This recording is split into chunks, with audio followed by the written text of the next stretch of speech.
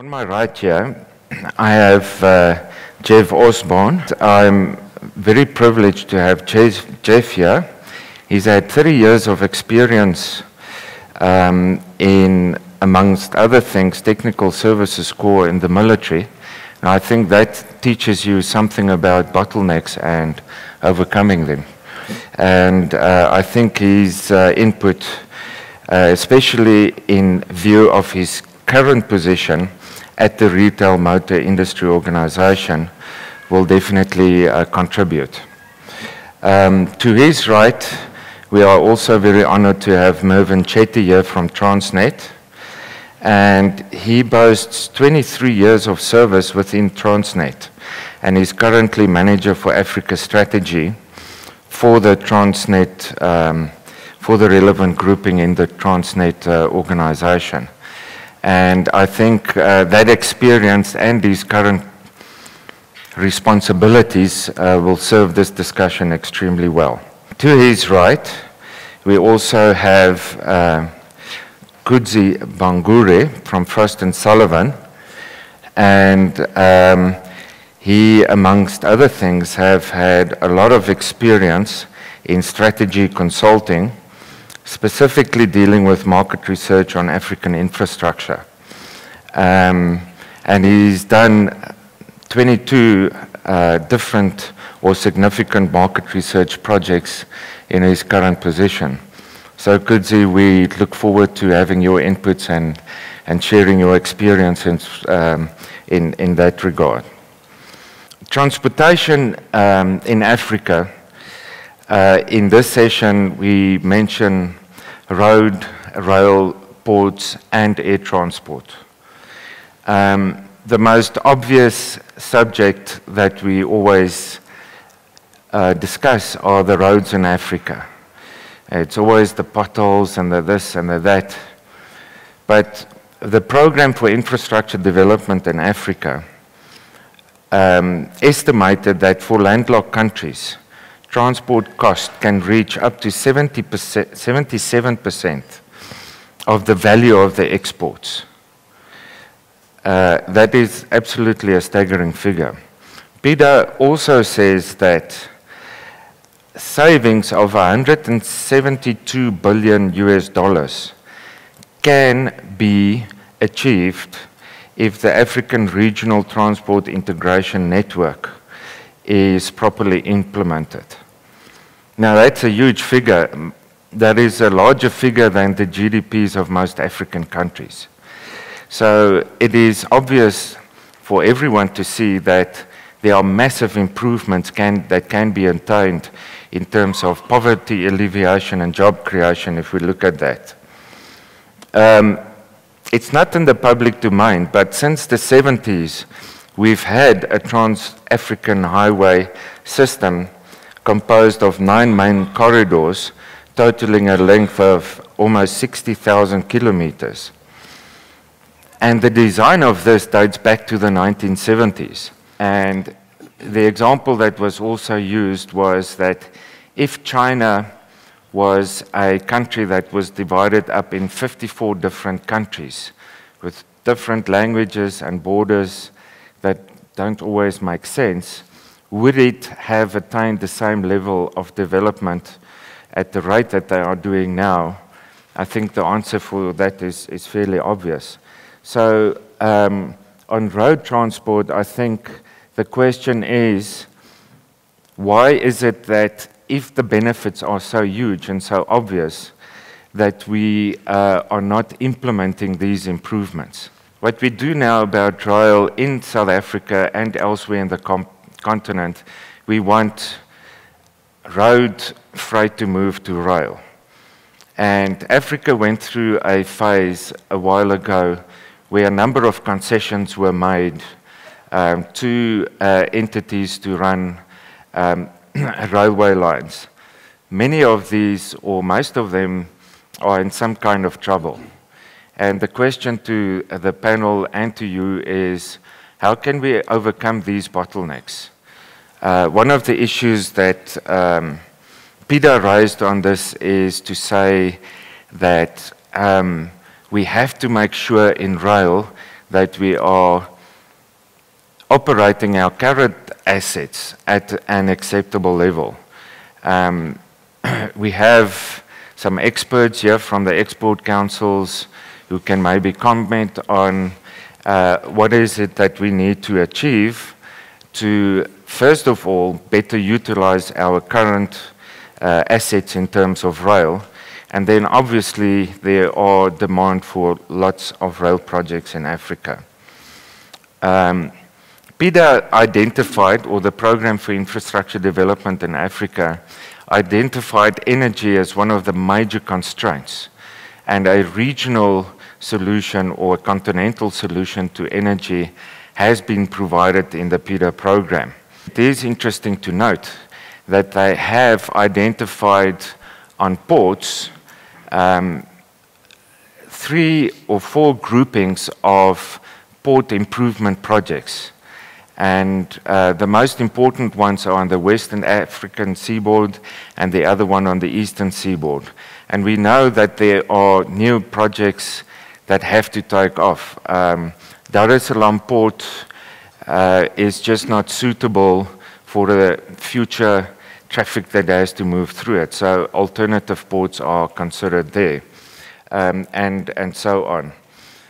On the airways, we also know that the Yamoussoukro Agreement to free up Africa's airways have been signed a number of years ago.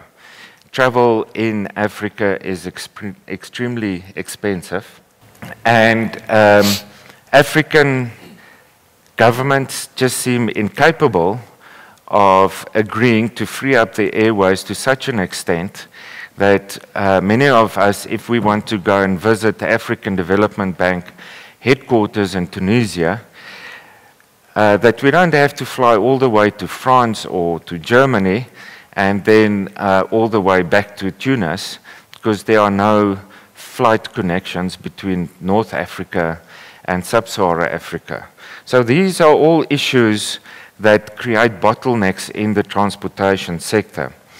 And what I would like to do is, first of all, again welcome Tammy Sokutu from African Bank, and just do a quick introduction of Tammy. So I'm pleased to have Tammy as the Chief Operating Officer of African Bank Investments Limited here, because one of the issues on transportation is funding. In the case of energy and certain water projects, we know there are off-takers that can fund the road projects. But in the case of roads, we know that in South Africa, tolling can be very and is controversial. And it's also in the rest of Africa not straightforward if what funding models should be applied in terms of funding the road projects.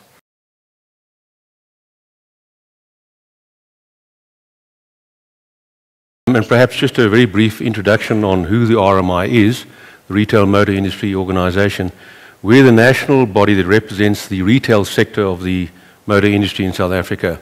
And we have about 8,000 businesses, motor traders, who are members of ours, across 14 different sectors. So by way of example, we have the service stations, the garages, the car dealers, the panel beaters, the spares outlets, tyre fitment, workshops, to name a few. But more importantly, perhaps, is the fact that our members employ about 300,000 people. So we're a very significant player in terms of job provision and employment. And although we're not, one could argue, subject matter experts where transport is concerned, we are certainly an affected sector in the sense that where freight comes into the discussion, our members are transporting, they're receiving goods, products, fuel, spares, and so on. And perhaps a different dimension I'd like to introduce into this discussion is the fact that those 300,000 employees commute on a daily basis. I'm essentially saying there's the passenger side of it, there's private vehicles, and of course there's the freight as well. Now, where passenger transport is concerned, and this is a very important one, we have a large workforce out there, and I think it's common knowledge that our public transport system in South Africa leaves quite a bit to be desired. But there also seems to be a lack of an integrated system And by that I mean where people are commuting by train, where that service exists, and they then need to take a bus or a taxi to reach either their homes or their workplace. There's no integrated, coordinated ticketing system. To some extent, if you like, as we see with the Gautrain, where you can take the bus and there's a card and it covers you for the entire trip. Then private vehicles, and this is an important one. We have roughly about 10 million vehicles on our roads, and the road infrastructure is an important one in the sense that there was a brief comment earlier about the tolling system and road maintenance and so on. And I think we all know that up until 1989, if I'm not mistaken, we actually had a ring-fenced road levy. And in fact, at that time, it was 14 cents a litre. So as a percentage of the price of fuel, it was a very significant contribution towards road maintenance and upgrade. The government, in its wisdom at that time, elected to discontinue ring-fencing the levy. The levy still continued, that 14 cents was still paid by the motorists, but the ring-fence disappeared. And I think it's fair to say that since then, of course, we've seen a deterioration in our roads, potholes and so on. And of course, the pre-World Cup, there was this fantastic upgrade of the roads, which was certainly very welcome, and it has made a huge difference in our lives. And we certainly salute SANRAL for the role they played in that. But for what it's worth, the RMI is on the board of ALTA. So we've been involved in the alliance in terms of our sentiments regarding the collection mechanism. We're saying, why not go back to the mechanism that's in place already, the collection mechanism through the price of fuel, without having to spend all this money on the fancy road gantry e-tolling system. Then, of course, where freight is concerned, and there are different modes of transport here, 85% of goods transported happen to be transported by road. I'm very interested to see that pretty much aligns with the same statistics in the UK. The real reason for it is perhaps because road transport is the most cost-effective and certainly the most efficient means of transportation. But where rail is concerned, and there's no doubt about it, there needs to be a swing towards an upgrade where the rail facility is concerned. There needs to be an integration again between the intermodal transport mechanisms and bottlenecks that exist there where transshipment is concerned.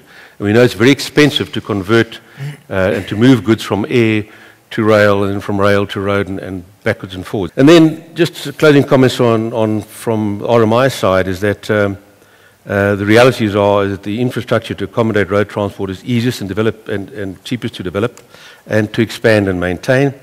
Rail infrastructure is cumbersome to develop, and after geographical spread, it becomes difficult to fix afterwards and very, very costly. But obviously it needs to be utilized to the maximum where that is possible. And then there needs to be efficient intermodal facilities that must be created. They need to be fast, cheap, safe, and clean. And bottlenecks that result in inappropriate modes being used, passengers are best suited to trains, there's no doubt about it. But it's not that profitable in terms of the return they can expect from passenger fares. So there are certainly some challenges, and as an industry, we are directly affected by it. We do feel it. It impacts on the cost of doing business, both from an export and an import perspective within our industry. You know, there's about 9 countries in Africa that are experiencing growth greater than 7%. It's about 12 countries with a growth rate of about 5 to 7%. It's about 18 countries with a moderate growth between 3 to 5%. And I think these are statistics within the African continent which you perhaps might not find in other countries like in the US and in Europe, given some of the economic crisis that's being experienced right now. I think more importantly, we have about a 1.7 trillion economy on this continent. It's higher than India, and this growth is perhaps much more likely to be sustained than some of the developed economies.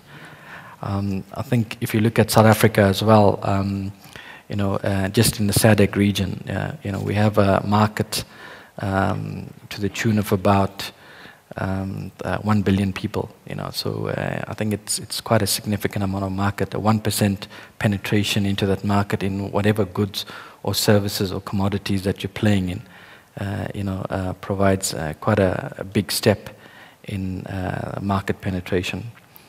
You know, the World Bank estimated that you know, Africa requires $93 billion for the next 10 years every year.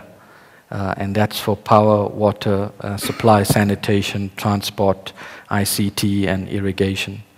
And I think just on transport alone, it's about 18.2 billion a year that we require. I think just bringing it back sort of closer to what the chairman was saying and giving an account of the transport infrastructure on the continent. There's 51 railways in 36 countries on this continent. 13 countries have no railway systems. There's an operational network of 55,000 kilometers. Let me add to that, it's operational network. In other words, lines that are working, supposedly working, okay? That's 55,000 kilometers. So we have about 33% of Africa's rail network here in South Africa. That's on the rail side. I think we have an infrastructure backlog about $3 billion US dollars, on the continent per year. I think that's a number that's been quoted and reflected in some of the studies that have been done by IFC and the World Bank. On the port side, in Africa, there's about 80 ports, 80. It's quite a significant amount that handles both containerized cargo and general cargo. About 20 countries have a national throughput of about 100,000 TEUs, and TEUs is 20-foot equivalent units. To put that into perspective, in South Africa, we handled 4.3 million 20-foot equivalent units for the last financial year. And that's quite a significant amount. The first one is Egypt, where they handle slightly more than us. So for container traffic, we are number 2 in the region. We handle about 800 and some odd, about 826,000 TEUs transshipment traffic. That transshipment traffic is predominantly traffic coming from the Far East, getting discharged into South Africa, and then we feeder that into East and West Africa. And we'll talk about that perhaps later on the plan of how we think that we can reduce the total logistics cost for the African countries and the benefit to us as consumers within the region.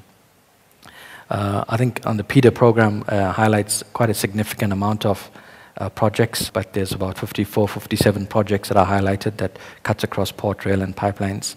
And a lot of those projects are related to transport infrastructure, and I think there's quite a concerted effort from all parties around rallying around to get moving on that. I think what is important for us as a country is the opportune position that we have as South Africa, and how we can help the region, especially when it comes to a transshipment hub like the Port of Ngqura in the Eastern Cape. I think those are some of the areas on the port side. I think what is also important is on the pipeline side, we've seen quite a bit of investments being looked at. There's about 21 billion US dollars going into to build a 20,000 kilometer pipeline, between 2010 and 2014. I think that has started. There's also a Trans-Sahara gas pipeline from Nigeria to Algeria. That's about 10 billion US dollars. I think essentially, in a nutshell, just looking at the transport system alone, there's a series of challenges. The first big one is a lack of investments in ports, rail, and pipelines. And I think the question that was posed earlier on by the chairman is, we perhaps need to get the utilization up in the railway systems in Africa. The problem is that you cannot get the utilization of these things up if you don't start to invest in maintenance and so on. And some of the railway systems have old ways of, they don't have concrete sleepers in there. They have wooden sleepers, and those things have to be overhauled. Some of them have very lightweight. You can only, like in Tanzania's case, it's 13 ton per load axle limit. It's not a heavy oil line. In South Africa, we're in the 60 tons. So, it's quite challenging. So it's not only trying to aspire to increase the utilization of these lines, but I think the first thing is investments, a lack of investments. That's the one challenge. I think the second challenge is we don't really have the technical skills and knowledge on the continent. And I'll give you a very good example. 85% of maritime people in Africa, whether you're a pilot, in other words, bringing in a ship, or a tug master, or a cadet, you get trained in Europe. You know, so all of those people in Africa get sent to Antwerp, Rotterdam, and so on, and get trained there. And then 9 out of 10 times, when they come back into Africa, after 2 years working in the continent, they get offered to work in Europe because they get paid in euros and so on. And then the skills go out, okay? But yet in South Africa, we have the School of Ports, we have the School of Port Operations, we have the best simulators, better than some of the European countries. We can simulate any port, any terminal in the world, and we can train those people, and they're accredited by ILO. So there's a lot of work that needs to be done in celebrating some of the successes within the country. The third challenge I think we've identified is regional integration. If you look at regional integration, we as Africa only trade with each other 12%. In other words, we would buy fresh cut flowers from Kenya, or we would buy bananas from Ghana, etc. So we would only buy from African countries to the tune of 12%. Now, in the United States, they trade with each other 87%. And in Far Eastern China, they're looking at 91%. Okay? So we have a big jump to move towards regional integration. And we perhaps need to do a lot more industrialization, manufacturing, and so on within the continent, upgrade and invest a lot more in infrastructure. And I think the fourth one, the last one, is really governments in Africa don't really have the funds to invest in it. And this is where both government and private sector needs to come to the party, and DFI is included. We as Transnet have formulated a South Africa Inc. approach, where if we go into any one of these countries, we have the technical expertise, we have the manufacturing capabilities to manufacture and supply locomotives, wagons, and coaches, and port equipment. We can do maintenance and so on. So when we're going into these countries, we're going in with DBSA, with IDC, and other DFIs. So we're going in to say, here's a party that can offer the financial solutions. Here's the party as Transnet can offer the technical solutions, and here's people that can offer training solutions, etc. So that when you go into this country or these countries, you actually offer an integrated solution. So you're going into these countries as South Africa Inc. So it's really a South Africa team approach. And I think the Chinese have done this very well. I mean, if you look at some of the guys going into Africa, you know, the strategy is led right from the top. Okay, and they have a clear-cut Africa strategy. So when they go in, there are people that are construction companies, there are people that are financing it, there are people that are technical experts, and there are people that are operating it. So the research program that I head up is the Africa Infrastructure Research Program. And what we basically do is we track African infrastructure within West Africa, East Africa, Southern Africa. And our key focus within tracking African infrastructure is looking at the broader market dynamics that are affecting infrastructure growth. So we look at what are the key challenges affecting infrastructure growth, specifically ports, rail, and we look at what are some of the key drivers and what are some of the key restraints. And then within the context of that, we also look at what are the different funding mechanisms that are utilized in Africa, who are the different funding parties that are involved in African infrastructure. So just to start off with at a broad level, I think Mervyn has already touched on some of the key challenges that are faced in Africa, but one of the key challenges is obviously the lack of skills. And the trouble with that is you have ripple effects that move on into delays of projects, cancellation of projects, and then once you have that sort of ripple effect, that leads into escalating costs for all the different projects. And then that then speaks to the different bottlenecks that we'd like to discuss. So if there can be a mechanism that can be found to address that lack of skilled labor, perhaps partnering with European countries or other regions that have more advanced skills, and then bring those into Africa so that we can overcome that critical challenge. Another key challenge that we managed to identify is poor allocation of financial resources across various regions in Africa.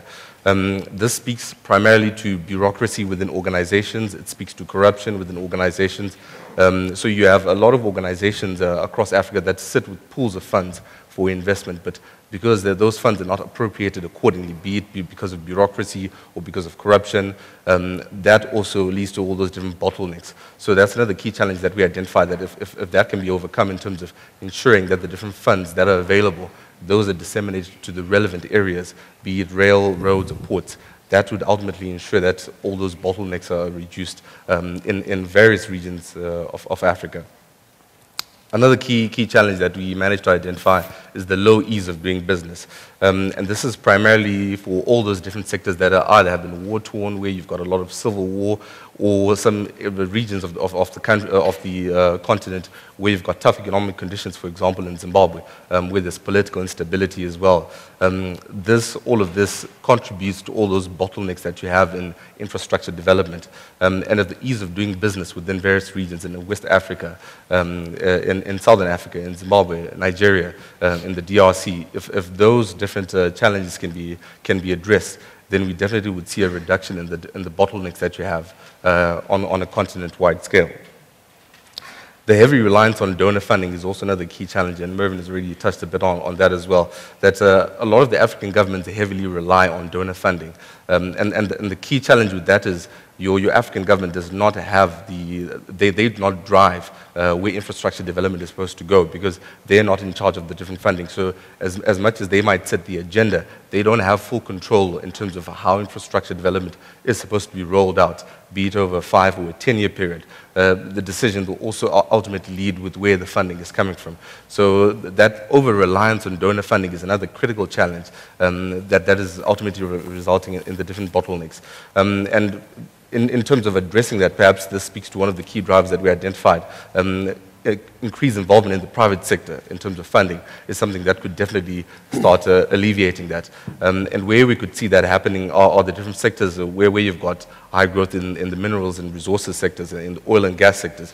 So if you look at all the developments that are happening, be it in Kenya, in Namibia with uranium, DRC, copper, if you look at Mozambique with coal, all those different developments within the private sector, if those can sort of be channeled in to assist the funding mechanisms that need to be used to ultimately reduce bottlenecks in Africa, that will ultimately assist and ensure that high growth is maintained in Africa over a long period of time. I think one of the other key challenges that we managed to identify is the lack of some key resources such as power distribution across Africa, water distribution as well. The key challenge with that is once you don't have those key resources that are required for projects to be on the go and to ultimately run smoothly, you end up with the bottlenecks. You end up with all these projects that stop at a critical phase, or projects that are cancelled or that are delayed. And then that also then speaks to the escalating costs, and the bottleneck then ultimately increases. So other areas where we would ultimately want to see addressed is the increased power distribution across Africa. And then that would sort of feed into assisting all the different infrastructure bottlenecks that we have across Africa. So in terms of key challenges, I think those are some of the key challenges that we've managed to identify. And these are not specific to a particular region. There's span over the whole of Africa, so West Africa, Central Africa, East Africa, and Southern Africa. The intensity and the complexity of each of these challenges will obviously vary with country-specific dynamics, but those are sort of the general challenges that we have noticed across Africa as a whole. And then in terms of some of the key drivers which we've managed to identify, and we feel some of these will assist in alleviating some of these challenges. Regional integration, which has already been mentioned by Mervyn. We feel that if there's increased regional integration from the power side, for example, integrated power pools, that will ultimately feed into the infrastructure development that is required to sustain all these different mechanisms. Integration of telecoms, for example, that also will require a lot of infrastructure on the ground to assist and support that going forward. Another key driver that we think speaks to reducing all these bottlenecks is increased interregional trade. If we look at the interregional trade, some of the figures that we have analyzed in 2010, only 7% of the interregional of the trade within specific regions of Africa, so be it West Africa, Central Africa, or East Africa, or North Africa, only 7% could be attributed to interregional trade. So that there needs to be increased. And if you look at other regions, regions across the globe, the inter-regional trade is a lot higher. If inter-regional trade can be increased, that will also assist in reducing the bottlenecks that you have across Africa on the entire continent. I think the final key driver that we managed to identify is the rapid urbanization. And this is primarily within your mineral-rich regions of the African continent. So you're looking at areas such as Namibia, DRC, Zambia, areas where new reserves have been found in Mozambique or in Kenya.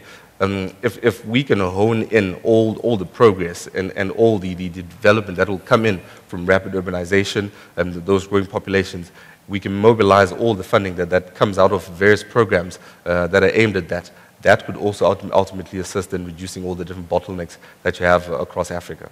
I think that is quite appropriate to be talking about transport infrastructure in Africa, particularly at this time when there's so much optimism from the rest of the world about Africa. I know that for many, many years we've always been saying that it's Africa's time. The giant will awake. But clearly we've seen a lot more inflows of foreign direct investments to the continent in the recent years, and there's predictions for more to come. And therefore the topic about infrastructure driving economic change in Africa is a very appropriate one indeed. But it's a topic that's been on the agenda of the World Economic Forum for Africa, certainly for the past 5 years when I've been attending it. It's a topic that is high on the agenda of NEPAD. It's a topic that is high on the World Bank. So if it's been high on these agendas, why is it that it seems that the movement is slower than it should be? I would like to offer that one of the key issues that is lacking is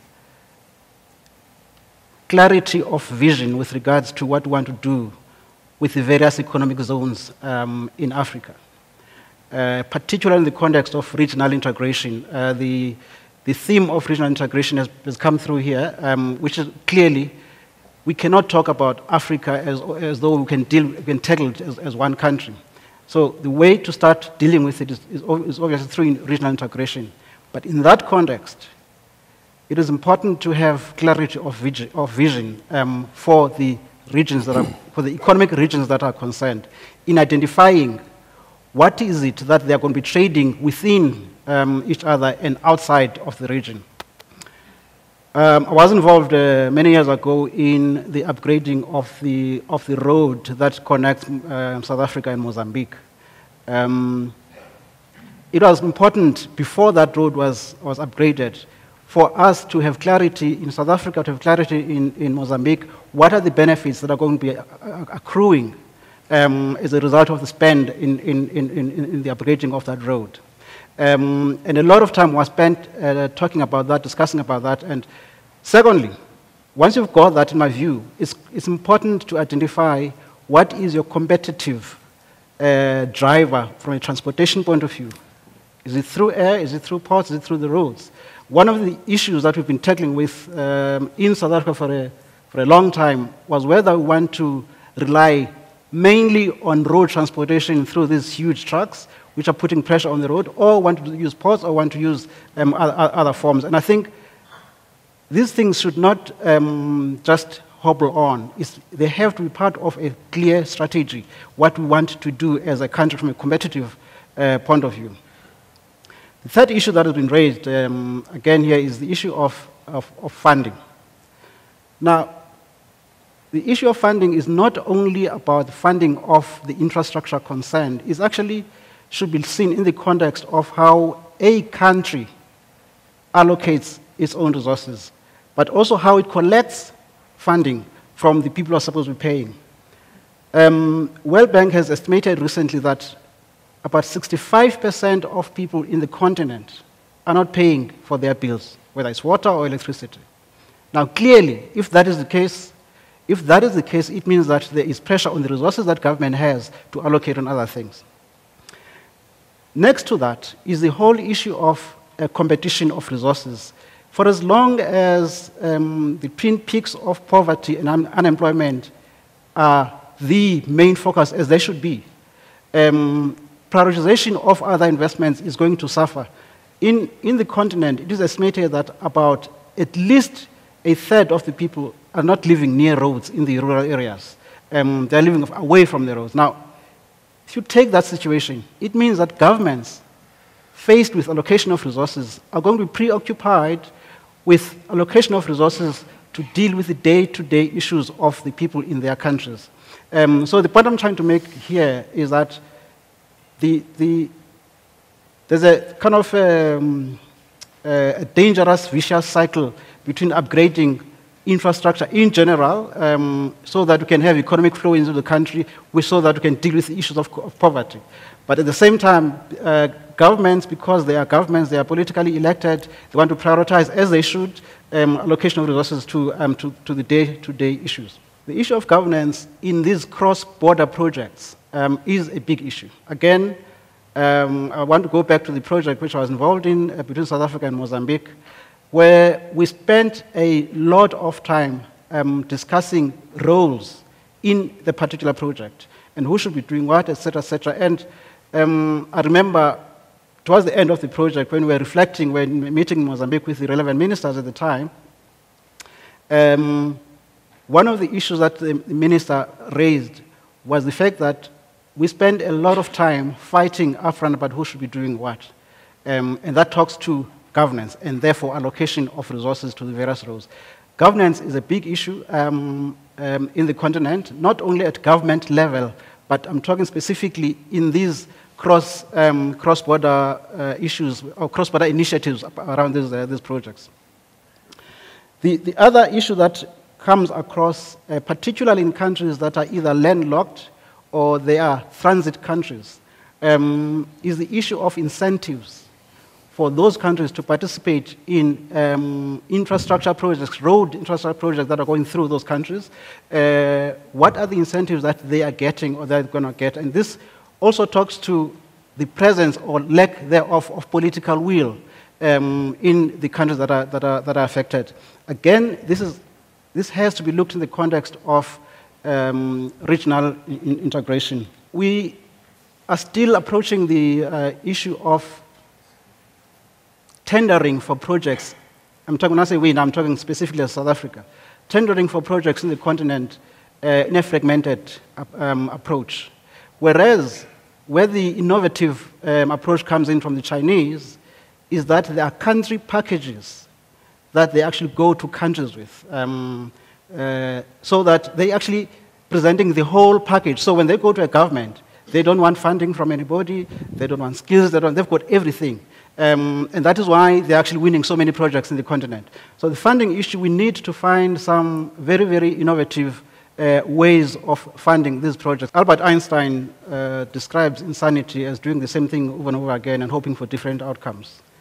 And I think for as long as we do the same thing, which we're currently doing now, we are not going to crack the issue of funding because resources are always going to be an issue, financial resources. It was said earlier that the World Bank has estimated about 93 billion rand, and that figure fluctuates depending which document you read.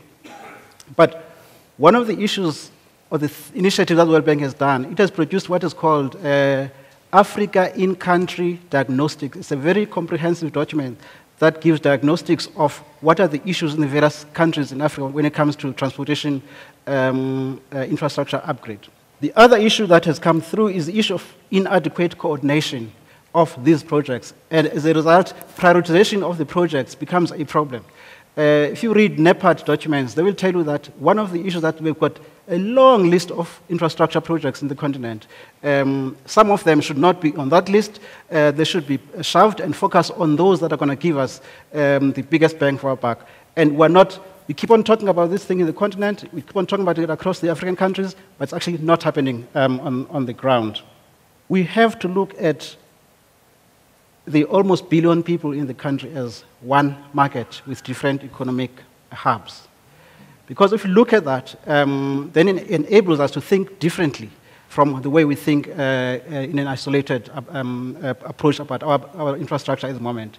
We have to start thinking about the billion people as a market, and therefore our economic strategies, including road transportation, should link to what do these consumers want to consume and how do we then take those to them?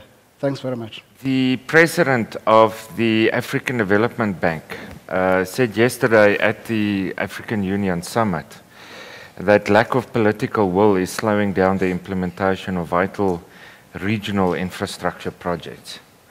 And he mentioned a couple of examples like the Kazangula Bridge and also the bridge in the Gambia, who will connect the countries as examples where political will is slowing it down.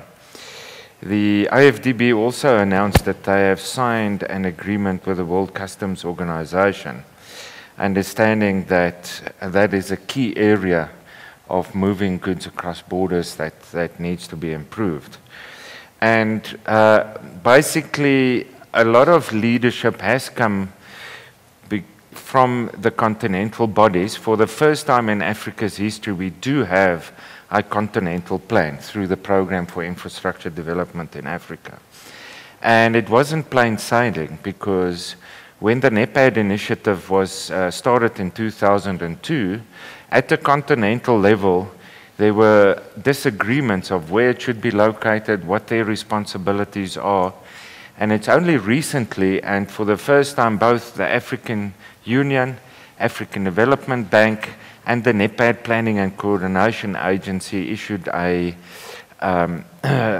started the process which led to the creation of PIDA, who wants to have an effective impact on integration of the continent. There's a need for physical integration of networks, convergence of policies, joint planning, and development of transport facilities and systems, harmonization of standards, joint cross-border investments. This is what PIDA seeks. And I think it's incumbent on this, and I'd like to open to the floor now for questions and suggestions. And I think it's clear from the comments that we got from our panel that there's a lot of knowledge here in terms of research and a lot of understanding for the challenges.